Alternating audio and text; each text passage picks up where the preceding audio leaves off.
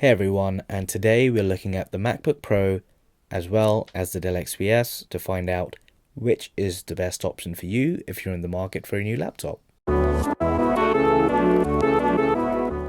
The MacBook Pro comes with a Touchbar, and this particular model is upgraded with 16 GB of RAM as well as 3 GHz of i5 processor. So, the total for this model is £2,000. It's a lot of money, and when you compare that to the Dell, which has the 4K screen and the upgraded 16 GB of RAM, and this particular model costs £1,600, there is a £400 difference, which is quite big, especially when you'll have to spend more money to buy dongles. Now, the Dell comes with two USB-A ports, a USB-C port, as well as the all-important SD card.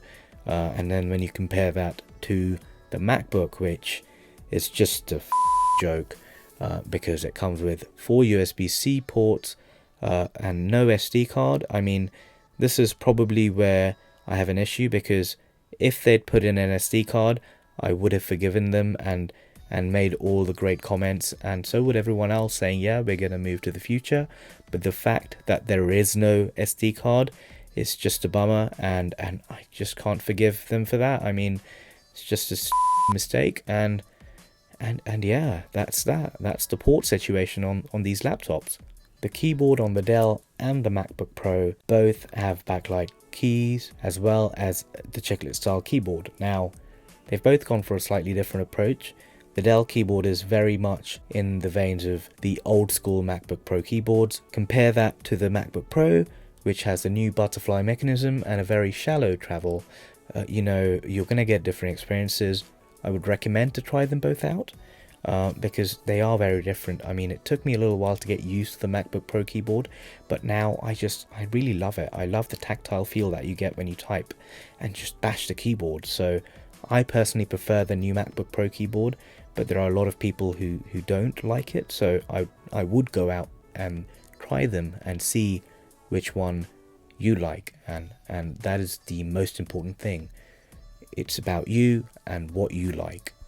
And talking about what you like, you will love the trackpads on both the Dell and the MacBook. I mean, Dell have done a tremendous job in providing the PC users with a really nice and unique experience in terms of a trackpad, because that is the best trackpad you can find on a PC. Compare that to a Mac, and Apple have been making keyboards for fun, and this one is no exception. It's beautiful, it works to perfection.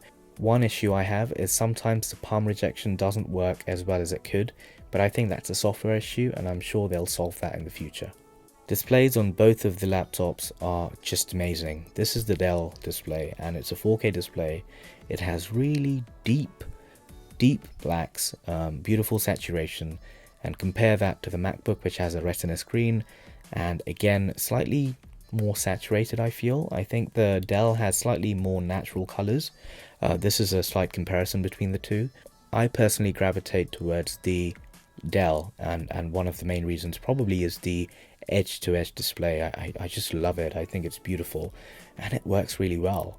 So those are some of the main things that you will be looking at when you're in the market to buy a new laptop. The performance on both of these is very similar. That's something that you don't need to worry about because they will both perform really well. What you need to worry about is whether you like the display, whether you like the look of it, whether you like carrying dongles, and everything that goes with it. So if you're in the market for a new PC, then I would definitely recommend the Dell. If you're in the market for a new Mac, I would still probably recommend the Dell, because it's just beautiful, and £2,000 is a lot of money, especially right now. So hope you enjoyed this, and I'll see you in the next one.